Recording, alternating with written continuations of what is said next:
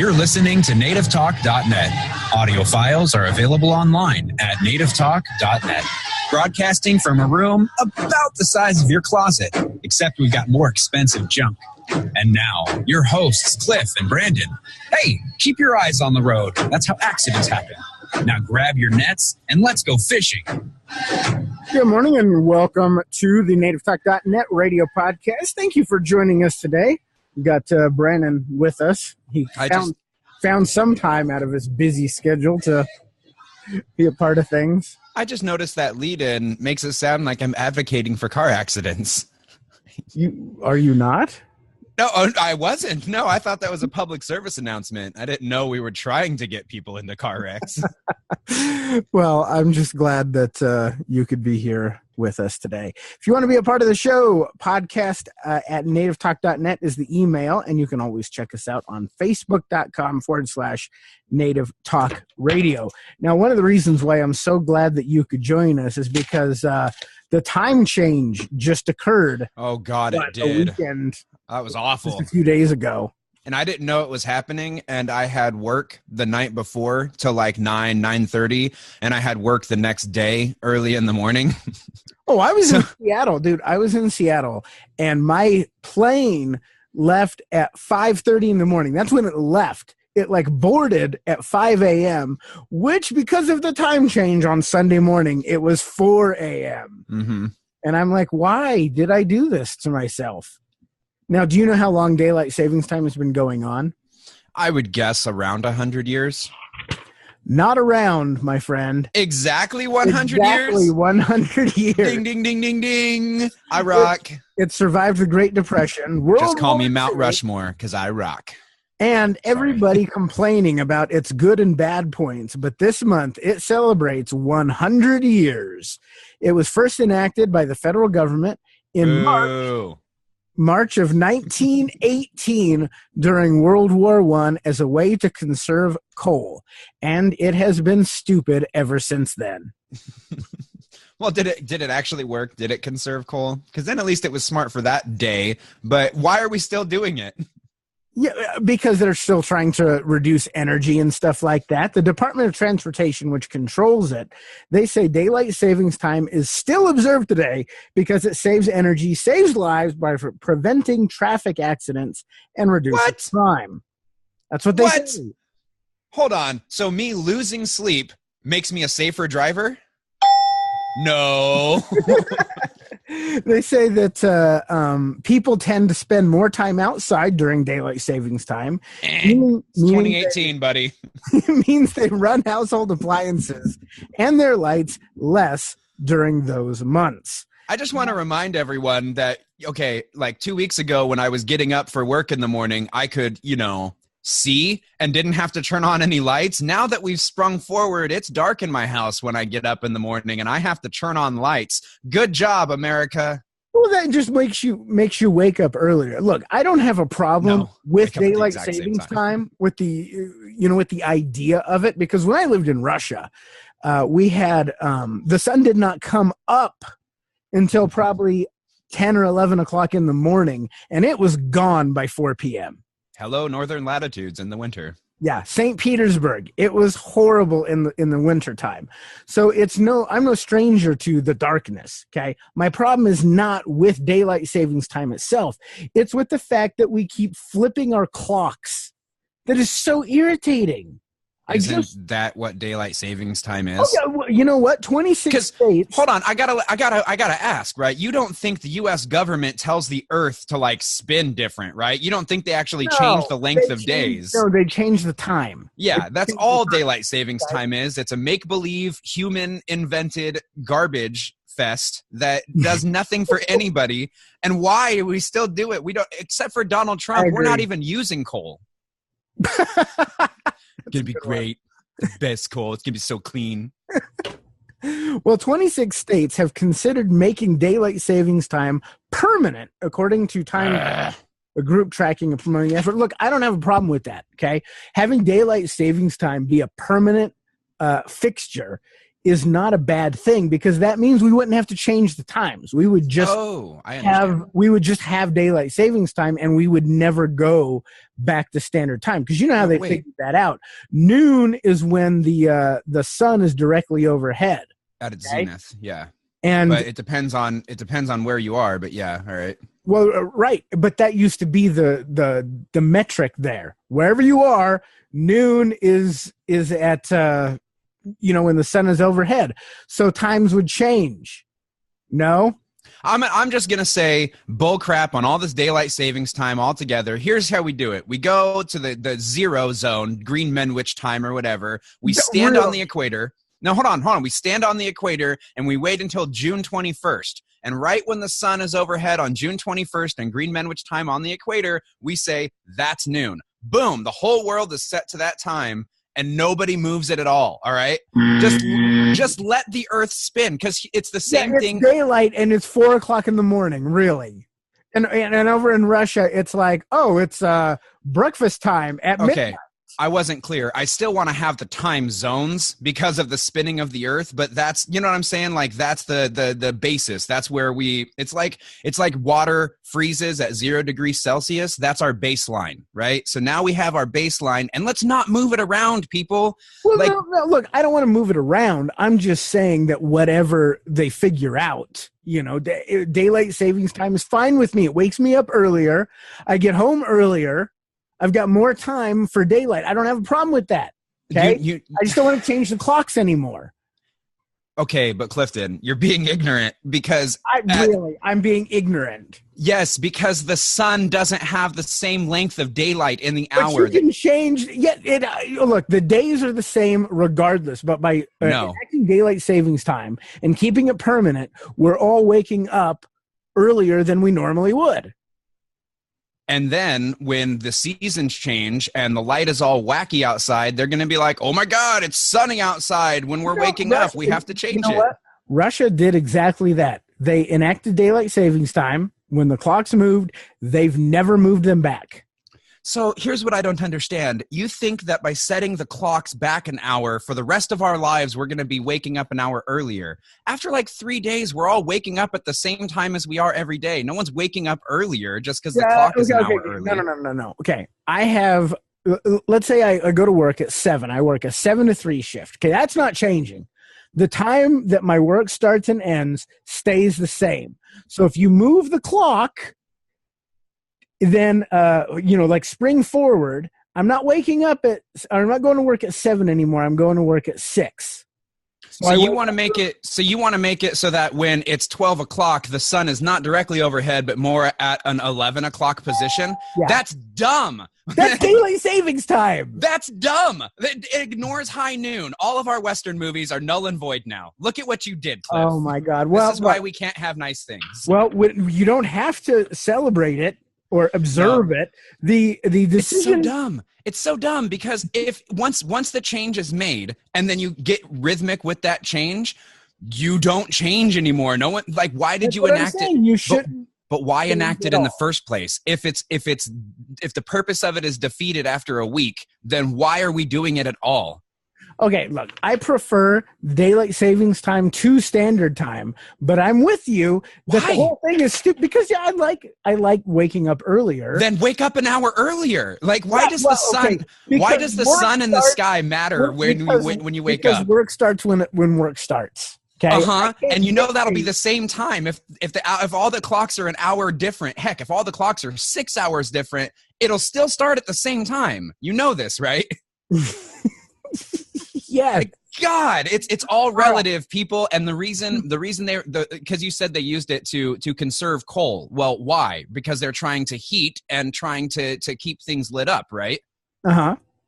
So they did that because all right. So the Earth is tilted, right? And the sun, the point at which the sun is 90 degrees above the Earth, moves north and south. So when it's up really high by us, we get a lot of daylight. And when it's down really far, you get daytime from 11 to 4 in Russia. So they make these changes because people are still going to be awake during these hours, and they want to adjust the daylight to match when the people are going to be awake.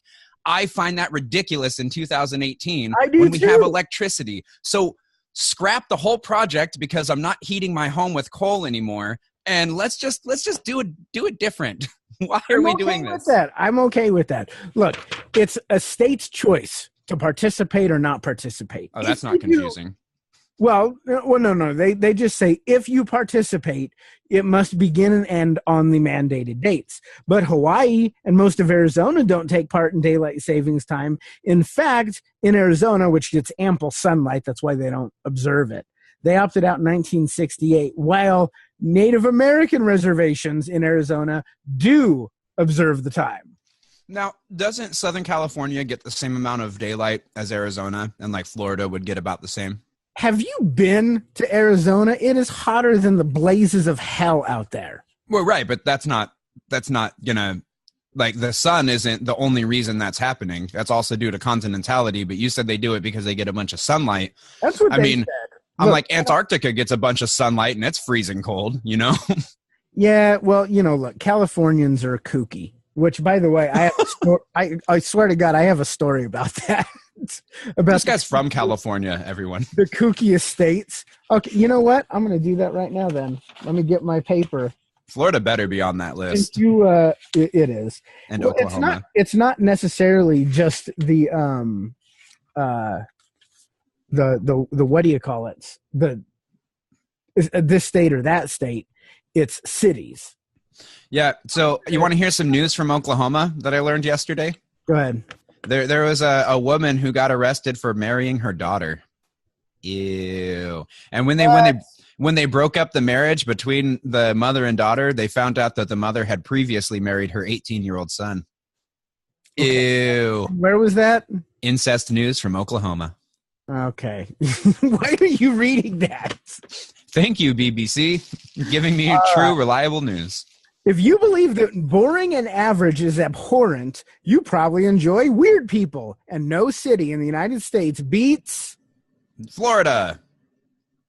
New Orleans. Oh, I was close. When it comes to kooky people, from jazz band funerals to voodoo shops, New Orleans was ranked as the weirdest city in the country by readers of Travel and Leisure magazine. The offbeat culture in New Orleans has become so dominant that it's almost mainstream. Wow. The spa at the exclusive Ritz-Carlton even offers a voodoo massage. Aye! That includes chants and absinthe. I got to get somebody down from the bayou to give me a voodoo massage. Do they do voodoo in the bayou? Yes, they do. That's where it came from, man. Pretty awesome. New Orleans is number one. Portland, Oregon is third. Yeah, I can see that. San Francisco is sixth. Seattle, Washington, ninth. Yeah, they do. Dude, that. Cool. It was really hard to walk into an REI in Portland, by the way. Why? Just because everybody was granola. They were all granola munching hippies, man. There was just spandex everywhere. Like, no joke. Every quote unquote outdoorsman that was there in REI had no less than $600-700 worth of gear on their body, just in their clothes and shoes, which, shocker of all shockers, had no scuff marks from hiking or anything. That's why they're third. So Seattle's ninth. New York is number 10. And Los Angeles, which you mentioned, is number 17th. I don't think I mentioned LA, but thanks for the credit. You did. You asked about Los Angeles, and I said because they're kooks. Oh. You said that, well, you're from California and stuff like that. Let's finish our daylight savings time with the most common complaints the Monday after the time change. I'm so tired. I feel like I'm drunk. I can't function. And then, of course, there's the person who keeps pointing out, you realize that it's actually an hour ago. God, that guy. Coming into work, thinking you're on time, but that's only because your work never moved the clocks forward. So, no, my favorite on that one is the guy who has a cell phone and only uses his cell phone as an alarm clock and just conveniently shows up an hour later. Oh yeah. Oh yeah, and then he's I forgot about it. Oh, that daylight savings time got me, jerk! And it's like, dude, we moved the clocks the other direction. You're 2 hours late. All right. Complaining about the time change is cutting into my complaining about the president time. Awesome. That's the guy I hope sits next to me at work. Hoo-wee. And, of course, getting those smug calls from your jerk relatives in Hawaii and Arizona. And last, complaining about all of the people complaining, which is what we've been doing for literally the last 15 minutes. We're so fun. All right. So when we come back, have you heard about the push to cut food stamps and what they're going to replace them with? Oh, were you asking me now? I was waiting for us to come back. Now. No, I'm going to tell you. That's what we're going to come back with. I see. Because I was expecting to talk about it when we came back from your lead. Well, we are. But I just. Oh, all right. You heard about it? I'm just being a jerk. No, I haven't heard about it. But in more news, more incest news from Oklahoma, that's how they got caught, was cashing a welfare check. All right. We'll be back on the NativeTalk.net radio podcast. You're listening to the NativeTalk.net radio podcast, the podcast that thinks it's cool. I'd like to talk to you about a serious condition affecting countless men in our country. To wear black socks with Bermuda shorts. I'm talking, of course, about dad pants.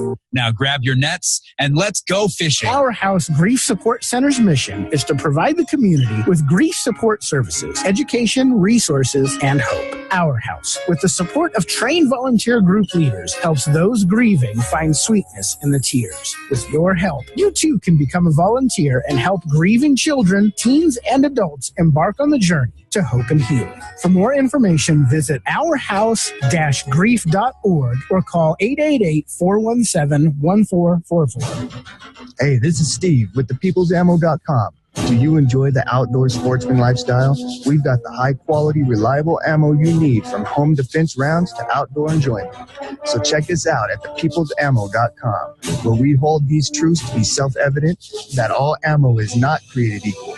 Visit thepeoplesammo.com, where you can stock up on the quality rounds you deserve and shoot with confidence. Thepeoplesammo.com.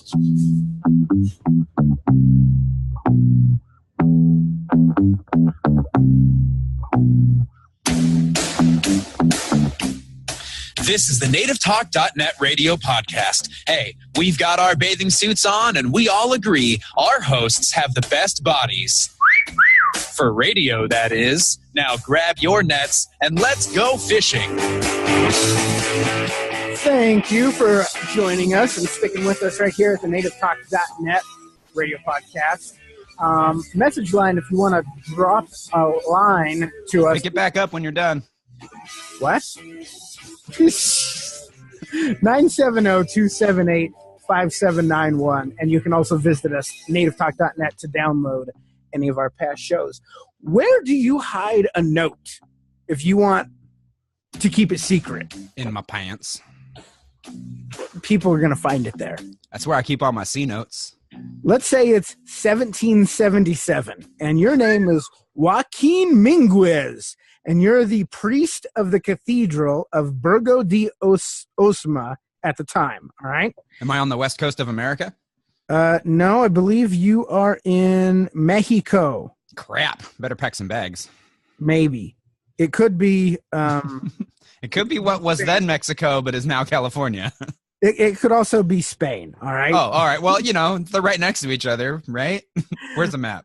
All right, so you've got this document. You know how, like, when you buy something and it comes with, like, documentation and stuff like that? Oh, a receipt?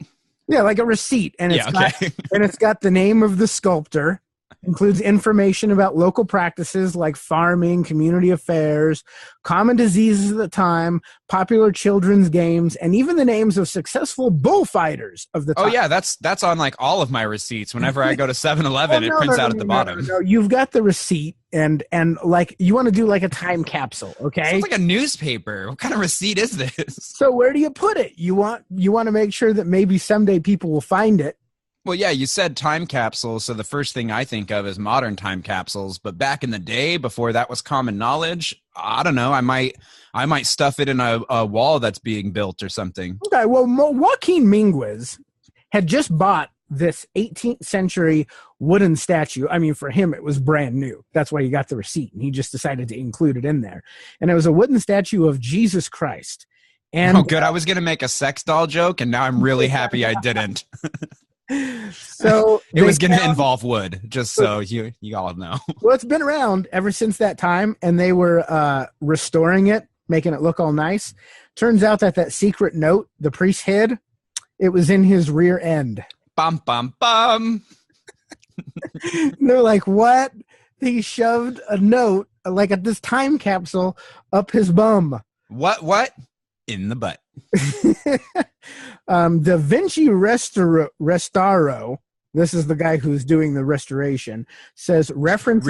Really? This guy does restoration. He named himself Da Vinci Restario. Really? Yes, that is true. He says that the references indicate that its author intended for the note to act as a time capsule for future generation. Hey, what better place to hide it than Jesus's tushy? I would say whatever floats your boat, but he's made out of wood, so that would float a boat. All right, let's talk about the welfare system in America. Oh, how much fun. I've been looking forward to this so much the way since last break. Have you ever used food stamps before? Does it count if I was like 3 or 4 years old and it wasn't of my own choice? Well, I mean, have you seen them?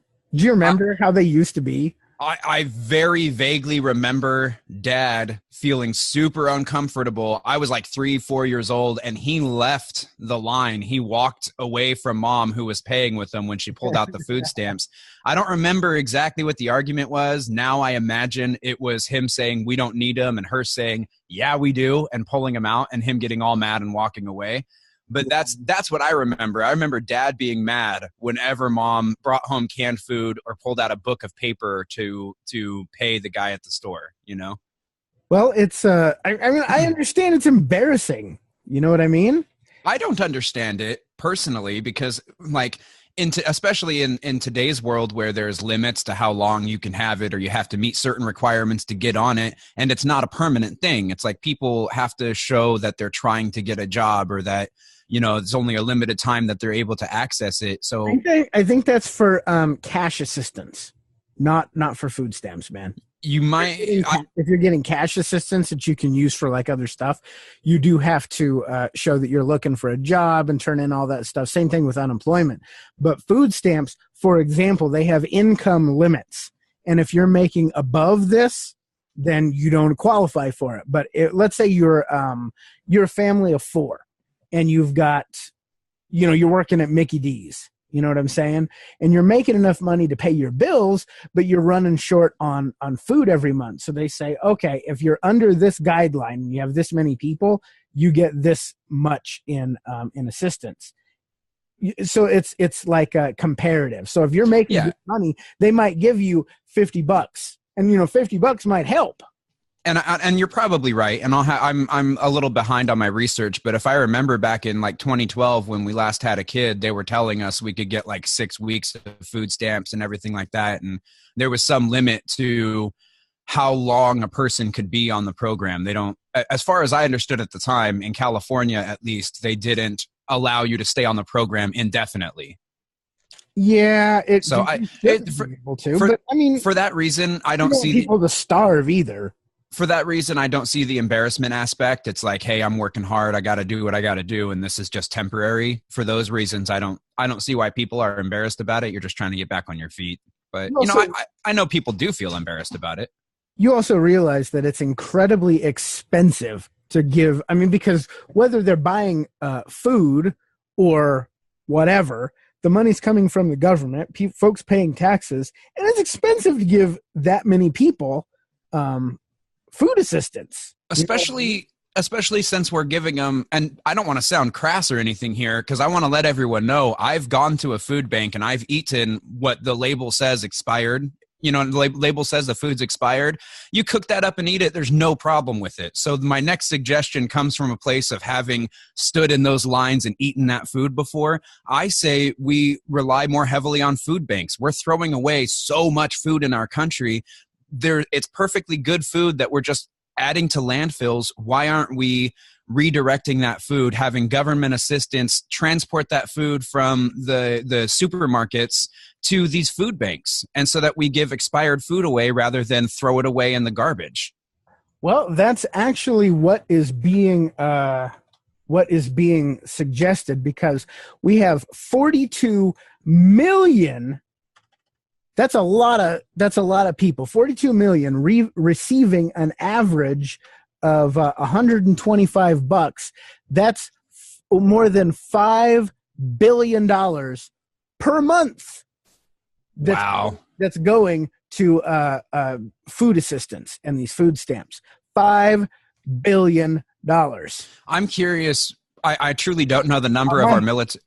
Truly don't know the number of our military spending. How much? Do you know that off the top of your head? I don't know that. I have no, because I'm wondering, because I just want to put it in comparative, like how much does that cost versus the security of our country? You know, like that. I'd be interested in that statistic.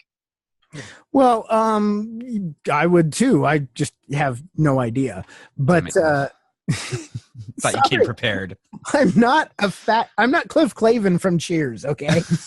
Google. Look, you can Google it, people. Yeah, I expect if I have a random question, I want you to be there with the answer. You need to work harder. So just figure you're spending $5 billion of tax money every month. You want to cut that. How do you do it? Yeah, I would look at the areas that I'm wasting money and say, hey, can I cut back on this waste and transfer it over here to this cost and try and cover both areas? Well, you called it earlier. Yeah. Food bank. Boxes of canned goods. Now, you realize that this is something that's been going on specifically in Indian country for a very long time. Oh. As a child, Ade Romero Briones eagerly awaited the government truck that delivered her family's monthly food box to the designated drop-off spot at New Mexico's Cochiti Indian Reservation.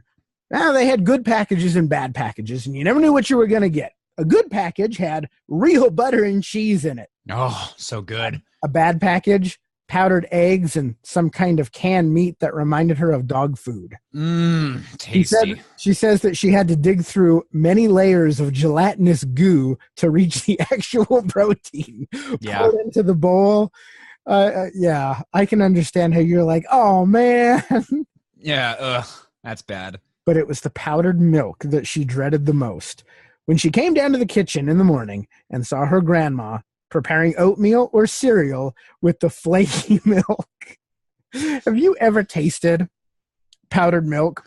There was only once I ever saw it, and it was from you. You had it in the garage, and you made it, but I don't remember drinking it. Yeah, you know what? I think it was condensed milk. Yeah, because we would go hiking and camping and stuff like that, and I realized very quickly when you're walking many miles that a pound feels like about 5 pounds every mile you walk. Okay, so I was looking at trying to cut my weight and on my bag, and so I got this powdered milk. Turns out it doesn't taste real good. Yeah, you're not supposed to have to chew when you're drinking milk. So when she would see her grandma preparing cereal or oatmeal with flaky milk, she couldn't help but cringe. And she says it felt like the rest of her day would only be filled with more disappointment. Not the breakfast of champions. It was like eating cereal with water, she says. Tasting real milk was almost like candy to us.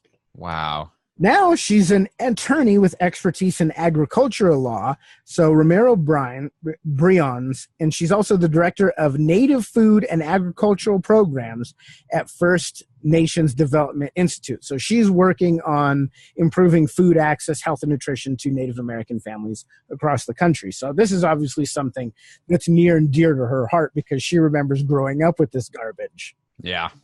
This was all part of the food distribution program on Indian reservations, which was a project of the U.S. Department of Agriculture, which was established back in the 1970s. Problem back then was you didn't have a lot of grocery stores. So folks getting food stamps, where are they going to shop at? They don't have, your local Raley's or Bel Air or that you can go check. I love how Clifton clearly has no idea where to shop with food stamps. Don't you go to Rayleigh's or Bel Air? Usually not. Usually you don't go to the most expensive stores to help your food stamps stretch as far. They got the best stuff there. I love Rayleigh's and Bel Air. They've got fine meats and produce. Yeah, and I obviously don't know how food stamps work either, because maybe it's like, oh, this gallon of milk is, you get it from anywhere. So maybe you can go to Rayleigh's and Bel Air, but I just imagine I'd probably want to go to a cheaper store and let it stretch further. So this, maybe if you're poor, you do want to stretch your dollar farther. Like a Save Mart or something. Like, I don't really want to go to Rayleigh's. Okay, I'm not going to Save Mart. You wouldn't catch me dead in one of those places. That's right. You'd catch you living because it's full of good food. So the delivery of these uniform food boxes was presented as an alternative option for reservations located in remote rural areas with very few supermarkets. So recipients could choose whether they wanted the boxes of food or SNAP. So it's not like they were forcing it on them. Mm-hmm. Okay. In fact, wait, boxes of food or what? Or food stamps. Oh, or stamps. Okay. All right. I didn't hear the word you said. Now That's all. It's like a credit card that you use. They don't actually EBT or whatever. Yeah. They don't have to do the funny money anymore. You don't have to break out a coupon book of stamps and all that.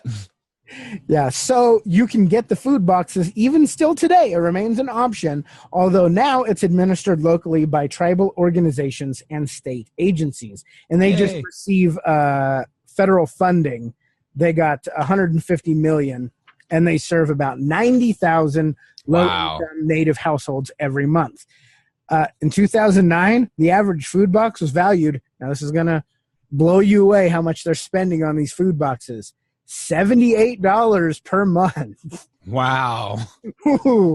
But it's a money saver because people are out there buying expensive stuff and they're not stretching their dollars. So you give them staples, Problem is when you're going cheap, many of the products are high in salt and sugar. Yeah, because people going processed crap. Okay, because poor people going to the grocery store, they're not eating things high in salt and sugar today. All the fresh fruits and vegetables at the grocery store, right? What it more is that all that cheap crap, like if you want to spend $1 and get something to eat, you can go to the produce section and spend $1 on like 3/4 of an apple, or you can go to the frozen section and get a full plate of corn and Salisbury steak and mashed potatoes for $1, right? So it's like stuff is loaded with salt, dude. Oh, I hear you. It's processed salt garbage. It's all preservative, but that's what's happening is these people are getting a small, at least that's what I understand is happening, is they're getting a small amount of money and they're trying to make it go as far as you can. And in America, in the supermarket, the way you do that is the frozen food section, Well, this is an issue that could be extending to millions of low-income Americans if the Trump administration has its way. They would like Trump having his way. He's had his way many, many times. Grab him by the what? So his proposal calls for a 25% spending cut to SNAP and would partially replace those food stamps that they cut with boxes of canned goods in a way that looks rather like the less desirable aspects of the Native American program. What do you think about that? I still fall back to the fact that these grocery stores are throwing away nearly half of everything they bring in. And okay, here's what angers me, right? Grocery stores have to pay to have their goods shipped in, and then they don't sell them. What incentive do they have to pay to have that food shipped to somewhere else to give it away? It's far cheaper for them in labor packing the trucks and in the trucks transportation to just throw it away. Well, that's why they buy those lower end discount grocery stores where they ship their stuff that their good customers didn't buy. The poor people then have a shot at it. You're such an ass for calling poor people bad customers. They're not bad customers. They go to cheap stores. I mean, it's what you just said, but whatever. I'll move on. They don't go to Rayleigh's and Bel Air. They go to Save Mart. Rayleigh's and Bel Air own stores like that where they ship their garbage to for the poor folks to pick it up because it's getting smelly and green. Wow, you're wow. I can't even respond. I'm gonna move on. The fact is that I believe the government could save more money and feed and serve more people if they were funneling their funds into transporting goods from these nice stores to food banks or to lower income grocery stores. Probably not the lower income grocery stores because they're still making a profit on the food once it's sold, but they should subsidize. Then when it leaves the low end grocery stores, then it goes to the No. You can fill the low end grocery stores and then there's still more to choose from. So it's like you can give it away and sell it for greatly reduced and still kind of cover everybody. But I just think the government should subsidize transporting that food to food banks so that we can get good lettuce and carrots and I don't need enough vegetables to know what's healthy. You sound like White House Budget Director Mick Mulvaney, who likens the box food program to Blue Apron, which is a high-end subscription food service that delivers ingredients with recipes to people's homes. Well, that guy sounds like he's sugarcoating it a little. Yeah, people well-versed in government commodity programs know that it doesn't always happen that way, like the government doesn't always do everything perfectly. No, shocker. You mean the government doesn't always follow through with what they say? And the biggest complaint, a lot of complaints, one of them is the box program wouldn't give recipients very much autonomy over their food choices. To which I say, have you ever heard beggars can't be choosers? Well, and with if I'm hungry, give me anything. With autonomy, you're still subject to the prices of goods and what's accepted by your program. So even if I have autonomy, my choices are so limited that if I want to make a financially savvy choice, I'm going to buy garbage goods that's bad for my family. Yeah, so if they can figure out a way to get them fresh, good stuff and say, hey, here's your options, I might be more on board with it. Guess what they're trying to do?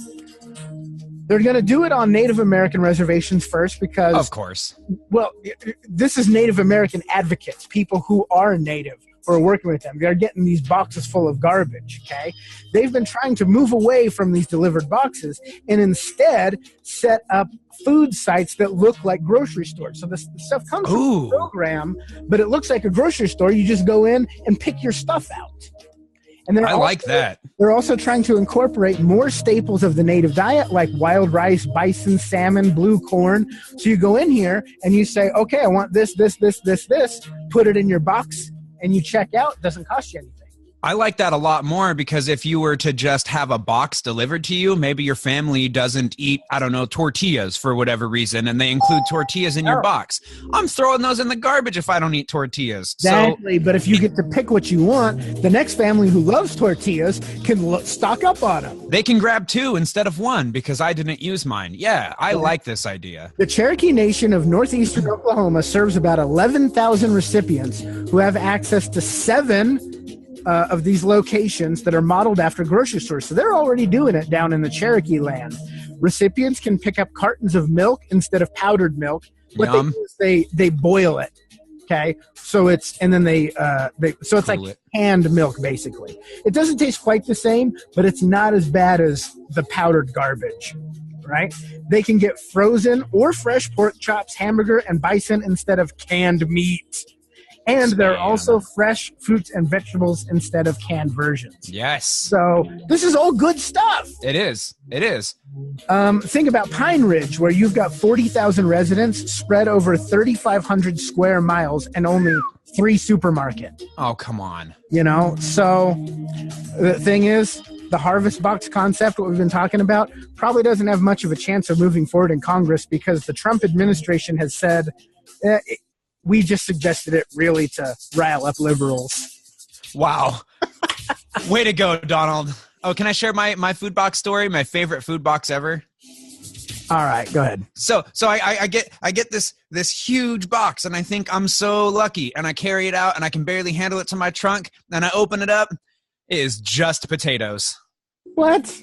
And like sliced frozen potatoes, like 70 pounds of them, right?